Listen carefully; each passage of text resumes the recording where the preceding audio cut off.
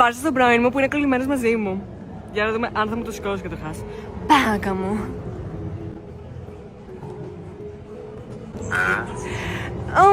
Μπάκα μου.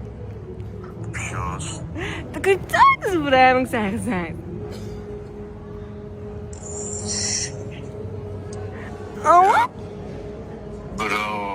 Πρώτον αυτό που κάνεις είναι real as fuck, δεν είσαι anime girl. Τι? Δεύτερο. Αφού σ' άρεσε να κάνω έτσι. Γαμώτης το μπούτσο, δεύτερον έχουμε χωρίσει εδώ και 1,5 μήνα. Οπότε αυτό το κάνουμε αλλά για την κάβολο να ξέρεις. Μπάκα μου, δεν με θέλεις πίσω δηλαδή. Ωραία φίλε, όχι μπρο, έλα θα τα πούμε, εντάξει.